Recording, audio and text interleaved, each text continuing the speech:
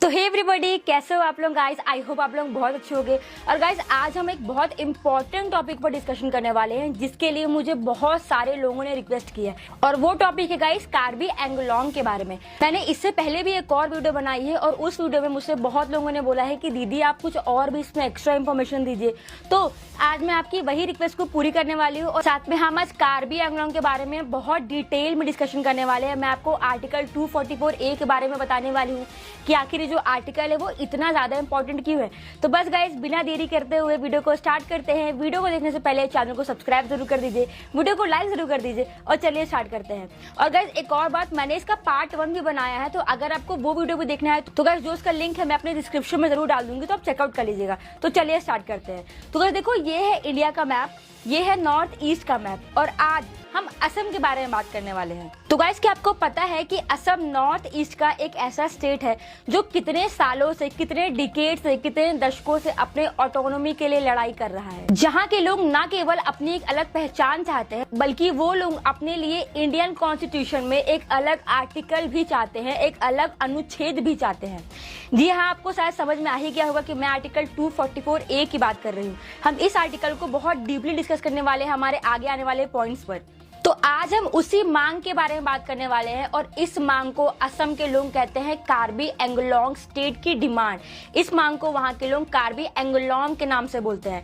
तो बस आज हम यही सारी बातों के ऊपर डिस्कस करने वाले हैं और इससे पहले हमें ये समझना पड़ेगा कि आखिर जो ये डिमांड है वो कब से शुरू हो रही है, मतलब इसकी जो बैक स्टोरी है वो क्या है। तो इसके लिए हमें ये समझना पड़ेगा कि जो कार्बी एंगोलोंग का संघर्ष है वो कब, क्यों और कैसे स्टार्ट हुआ। तो गाइस जो बात है वो स्टार्ट होती है 1940 से। कुछ जो कार्बी यंगस्टर्स हुआ करते थे, कुछ जो कार्बी युवा हुआ करते थे, उन लोगों ने कार्बी अदुरबार करके एक संगठन बनाया, एक ऑर्गेनाइजेशन की एस्टैब्लिशमेंट की। और गाइस इस ऑर्गेनाइजेशन का मेन मकसद ये था कि इसके तहत लोग, स्पेशली जो कार्बी लोग है, जो कार्बी जनजाति है, वो अपने कल्चरल, अपने ट्रेडिशन को वापस ला सकती है, वापस से वो फिर से ला सकती है, मतलब कहीं ना कहीं उसको अलग पहचान दिलाना चाहती है। और 1946 में कार्बी ओ दरबार करके एक और नया संगठन की एस्टैब्लिशमेंट की जाती है, जिसकी बेसिकली डिमांड ये होती है, इन लोग बेसिकली ये डिमांड करते हैं कि उन्हें अब असम में एक नया हिल डिस्ट्रिक्ट चाहिए था। और यही सारी चीजें देखने के बाद 1951 में इंडियन गवर्नमेंट ने लोकसभा में एक बिल पारित किया, जिसके बाद असम में यूनाइटेड मिकिर और नॉर्थ कचर हिल डिस्ट्रिक्ट का एस्टैब्लिशमेंट किया गया। देखो गाइस, मैं असम की नहीं हूँ, ना ही मैं नॉर्थ ईस्ट की हूँ, तो शायद मुझे स्टेट्स के नाम लेने में थोड़ी सी प्रॉब्लम होती होगी। शायद ऐसा आपको लग रहा होगा कि मैं थोड़ा सा गलत बोल रही होंगी। तो अगर आपको ऐसा लग रहा है गाइस तो मुझे प्लीज कमेंट से बताइएगा और आप मेरी इस गलती को बिल्कुल माफ करिएगा। आप मुझे कमेंट से बताइएगा कि इस प्रॉपर वर्ड को असम के लैंग्वेज में बेसिकली वहां पर क्या बोला जाता है। इस चीज को आप मुझे कमेंट सेक्शन में जरूर बताइएगा। तो गाइस फाइनली 1951 में यूनाइटेड मिकिर और नॉर्थ कचर हिल डिस्ट्रिक्ट का गठन होता है असम राज्य में। और इन दोनों डिस्ट्रिक्ट को 6th शेड्यूल के अंडर प्रॉपर ऑटोनॉमी दी गई, लेकिन प्रॉपरली राज्य का हिस्सा नहीं दिया गया, राज्य का दर्जा नहीं दिया गया। अगर आपको ये लग रहा होगा कि अभी 6th शेड्यूल क्या है, तो देखो आपने अगर कभी भी पॉलिटी पढ़ी होगी और अगर नहीं भी पढ़ी होगी तो इंडियन कॉन्स्टिट्यूशन में हमें 12 शेड्यूल देखने को मिलते हैं। हर शेड्यूल एक अलग अलग चीजें एक्सप्लेन करता है। और जब हम शेड्यूल 6 की बात करते हैं तो वो ये कहता है कि असम, मिजोरम, मेघालय और त्रिपुरा के जो भी जनजातीय क्षेत्र हैं, जो भी ट्राइबल एरियाज हैं, इन चारों एरिया को एक ऑटोनॉमी दी जाती है, जिसकी वजह से ये सारे जो एरिया है, स्पेशली जो ट्राइबल्स एरिया इन स्टेट में, उन्हें खुद से रूल करने को दिया जाता है। मतलब वहाँ के जो लोग हैं वो इन ट्राइबल एरियाज को खुद के थ्रू रूल कर दिए जाते हैं। और साथ में इसीलिए इन्हें एक काउंसिल बना के दिया जाता है, जिसे ऑटोनॉमस डिस्ट्रिक्ट काउंसिल कहा जाता है। और इस काउंसिल को सारी पावर्स मिलती है, जैसे executive power, financial power, judicial power. 6 schedule में जो भी लोग शामिल होते हैं उन सारे स्टेट को ये सारी पावर्स दी जाती है कि वो लोग अपने ट्राइबल एरियाज को अपने हिसाब से मैनेज कर सके, अपने हिसाब से रूल कर सके। यही बेसिकली कहता है शेड्यूल 6। और असम भी शेड्यूल 6 में शामिल है। और इसीलिए जो मैंने भी आपको डिस्ट्रिक्ट बताई थी, यूनाइटेड मिकिर और जो नॉर्थ कचर हिल डिस्ट्रिक्ट था, ये दोनों डिस्ट्रिक्ट को शेड्यूल 6 में शामिल किया गया था। इसका मतलब है कि जो दोनों डिस्ट्रिक्ट है वो वहाँ के काउंसिल के अकॉर्डिंग रूल होंगे। देखो गाइस, अभी तक ये डिमांड नहीं उठी है कि उन्हें एक अलग स्टेट चाहिए। अभी तक बेसिकली 2 डिस्ट्रिक्ट की डिमांड थी जिसे पूरा किया जाता है। लेकिन आगे क्या होता है, आगे बेसिकली एक अलग स्टेट की डिमांड होती है, जिसे हम कहते हैं कार्बी एंगोलोंग स्टेट। तो 1970 से लेके 1990 तक असम में एक ऑटोनॉमस स्टेट की डिमांड की जाती है। देखो जैसे जैसे समय बीतता जाता है वैसे वैसे वहाँ के लोगों को ये लगता है कि 6 शेड्यूल में आने के बाद भी उनके पास जो पावर है वो बहुत कम है, मतलब उनको और भी बहुत बड़ी बड़ी चीजें चाहिए थी। उन्हें 6 शेड्यूल की पावर्स कम लगने लग गई थी और इसीलिए 1970s में इन लोगों ने एक ऑर्गेनाइजेशन का गठन किया जिसे बोला जाता है ऑल पार्टी हिल लीडर कॉन्फ्रेंस। और इसी पार्टी ने बेसिकली असम में एक नए हिल स्टेट की डिमांड की थी। अब ये पार्टी ये चाहती थी कि हमें 2 डिस्ट्रिक्ट नहीं चाहिए, हमें बेसिकली एक पूरा स्टेट चाहिए जिसे हम कार्बी एंगलोंग कहेंगे। और देखो अभी तक जो ये मांग है वो कहीं ना कहीं एक अनऑफिशियल मांग है, लेकिन 1979 में जो डिमांड है ना वो प्रॉपरली एक ऑफिशियली डिमांड हो चुकी थी। और ये जो डिमांड है वो सेपरेट स्टेट डिमांड कमेटी और साथ में कार्बी एंगलोंग पीपल कॉन्फ्रेंस ने उठाई थी। अब कहीं न कहीं जो डिमांड है वो अनऑफिशियल डिमांड से एक ऑफिशियल डिमांड में आ चुकी है। और यहाँ तक कि 90s आते तक जो कार्बी नेता है उन लोगों ने ये मान चुका था कि अब उनकी जो सारी प्रॉब्लम है वो एक अलग स्टेट में जब तक उनको प्रॉपर उनकी ऑटोनोमस पावर नहीं मिलती वो सारी प्रॉब्लम सॉल्व नहीं होगी और उनकी जो भी समस्याएं हैं, जो भी प्रॉब्लम है वो सिर्फ और सिर्फ एक अलग राज्य ही हमें सॉल्व करके दे सकता है। तो शायद गाइस आपको यहाँ तक वीडियो में समझ में आ रहा होगा। और अब हम एक बहुत इंपॉर्टेंट टॉपिक पर शिफ्ट करने वाले हैं, वो है आर्टिकल 244A।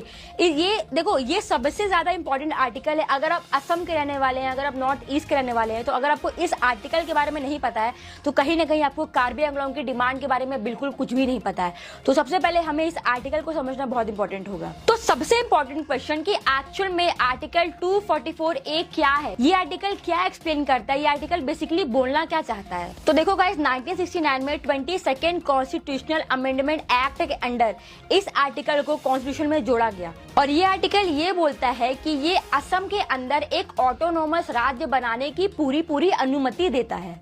मतलब जो हम बात करते हैं ना कि हमें एक ऑटोनोमस राज्य चाहिए, उसका प्रॉपर जो लिखा हुआ है वो हमें संविधान में लिखे हुए देखने को मिलता है। हमें वो सारी चीजें प्रॉपरली कॉन्स्टिट्यूशन में भी देखने को मिलता है। और साथ में इस आर्टिकल के अंदर ये भी बोला गया है कि जो भी ऑटोनोमस स्टेट बनेगा उनकी खुद की गवर्नमेंट होगी, उनका खुद का सरकार होगा, उनकी खुद की काउंसिल ऑफ मिनिस्टर्स होगी, उनके लेजिस्लेटिव के पावर्स होंगे, एग्जीक्यूटिव के पावर्स होंगे।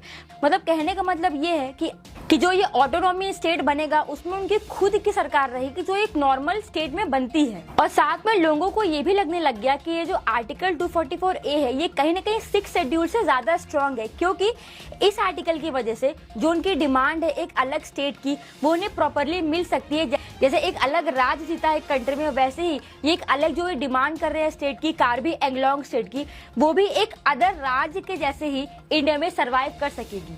और इसीलिए आज के टाइम पर भी ये जो डिमांड है, कार्बी लोग ये कहते हैं कि हमें आर्टिकल 244A के अंदर एक अलग ऑटोनॉमी दी जाए। और आज तक ये जो डिमांड है गाइस वो चलती आ रही है। ऐसा नहीं कि उन्हें सारी चीजें मिल गई हैं, वो लोग प्रॉपरली डिमांड कर रहे हैं कि हमें आर्टिकल 244A के अंदर ये डिमांड को पूरी किया जाए, क्योंकि वो जानते हैं कि अगर ये डिमांड इस आर्टिकल के अंदर पूरी होगी तो कहीं ना कहीं इनको वो सारी फैसिलिटी मिलेगी जो एक कॉमन राज्य को मिलती है। जैसे अगर मध्य प्रदेश की बात करूं तो जो सारी चीजें मध्य प्रदेश को मिल रही हैं वो कार्बी एंगलोंग स्टेट को भी मिल सकती है।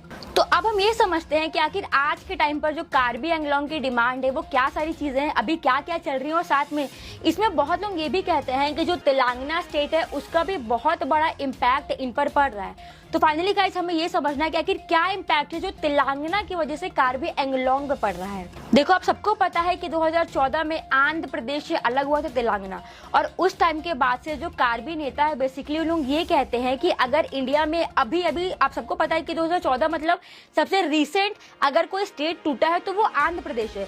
आंध्र प्रदेश से ही तेलंगाना अलग हुआ है। तो गाइस जो कार्बी नेता है ना उनका ये कहना है कि अगर तेलंगाना स्टेट को अलग कर दिया जा रहा है आंध्र प्रदेश से, तो क्यों कार्बी एंगलोंग स्टेट को क्यों नहीं अलग करा जा रहा है असम राज्य से। और इसीलिए 2014 के बाद वहां पर बहुत अलग अलग वॉलेंसी है। यहाँ तक कि आज तक लोग जो कार्बी लोग हैं वो लोग आज तक डिमांड करते हैं कि हमें आर्टिकल 244 लागू कर दिया जाए। 244A के अंदर हमारी जो स्टेट की डिमांड है उसको पूरी कर दिया जाए। लेकिन गवर्नमेंट वादे तो करती है लेकिन उसे प्रॉपरली कभी निभाती भी नहीं है। और अगर गाइस मैं अभी की बात करूं 2025 की बात करूं तो आज तक ये जो डिमांड है, ये जो आर्टिकल 244A है वो कार्बी एंगलोंग स्टेट में कभी अप्लाई हुआ ही नहीं है। और कुछ लोगों का ये भी कहना है कि जो कार्बी एंगलोंग ऑटोनॉमस काउंसिल बनाई गई है उस काउंसिल में उन्हें वो पावर्स नहीं मिले गए हैं जो बेसिकली एक स्टेट को मिलते हैं। तो कहीं ना कहीं कार्बी नेताओं को ये लगता है कि जो पावर जो काउंसिल को मिली है वो बहुत ज्यादा कम है और वो उससे ज्यादा डिजर्व करते हैं, वो लोग एक स्टेट डिजर्व करते हैं।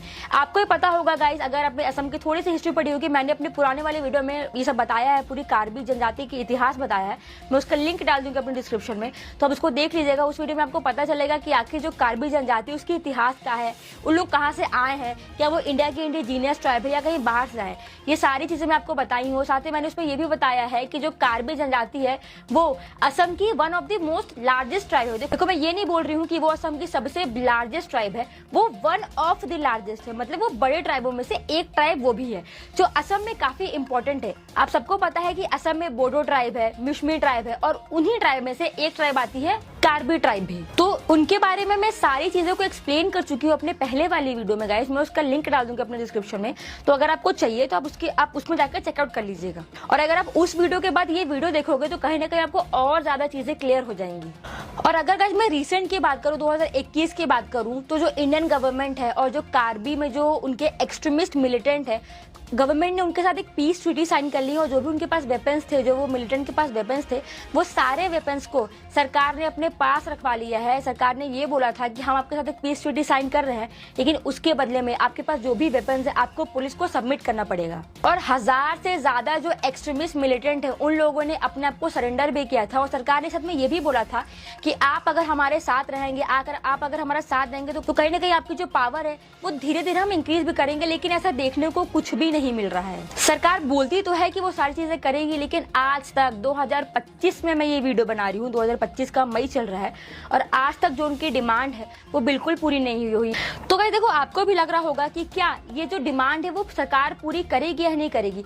देखो यार, तुम लोगों को समझना बहुत इंपॉर्टेंट है कि हमारे पास 28 स्टेट है और हर स्टेट की अपनी अलग अलग डिमांड है। अगर गवर्नमेंट किसी एक स्टेट की भी डिमांड पूरी करती है तो उसे उन सारी स्टेट की भी डिमांड पूरी करेगी। देखो, अगर मैं बेसिकली नॉर्थ ईस्ट की बात करूं, चाहे मैं मणिपुर की बात करूं, जैसे आजकल आप देख भी रहे होगे कि मणिपुर में क्या क्या सारी चीजें हो रही है।